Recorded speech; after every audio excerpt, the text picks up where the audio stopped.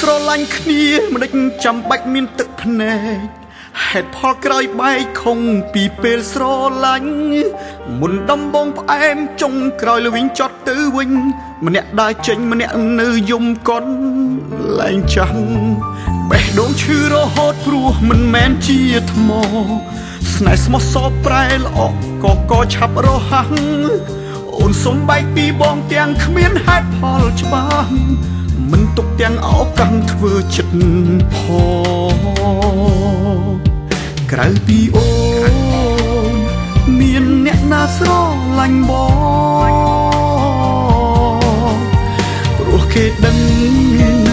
បងជាសង្សារអូនហើយនៅក្នុងលោកនេះក្រៅពីអូនតើមានអ្នកណាស្រឡាញ់បងសូម្បីអូនជាមនុស្សដំបងបំរុងរត់ចោលបងហើយអត់ពីអូនគ្មានអ្នកណាស្រឡាញ់បងទៀតឡើយព្រោះគេដឹងហើយថាបងស្រឡាញ់តែថ្លៃបែកពីអូនទៅតើបងត្រូវរកអ្នកជំនួសនៅកន្លែងណាបើបងធ្លាប់សន្យាមិនស្រឡាញ់អ្នកណាក្រៅពីស្រី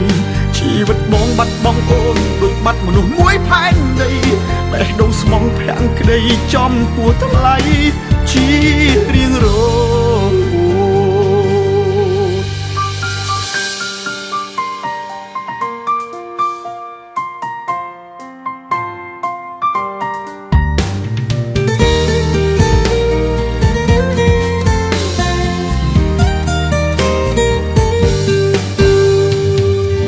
ឈឺរហូតព្រោះមិនមែនជាថ្ម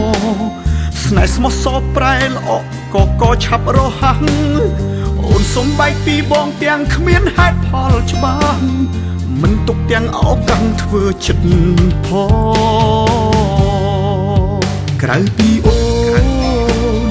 មានអ្នកណាស្រឡាញ់បងព្រោះគេដឹងបងជាសង្សារអូនហើ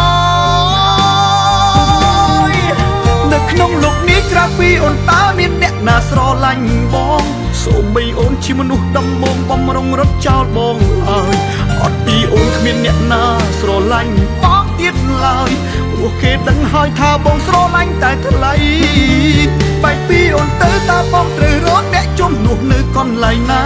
បើបងធ្លាប់សន្យាមិនស្រឡាញ់អ្នកណាក្រៅពីស្រីជីវិតបងបាត់បង់អូនដូចបាត់មនុស្សមួយផែនដីបេះដូងស្មងភាំងក្តីចំពោះថ្លៃជារៀងរហូត